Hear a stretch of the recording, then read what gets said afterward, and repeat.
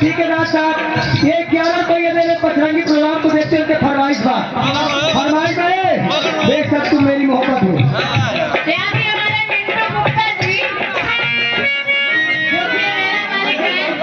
वाले हुए ना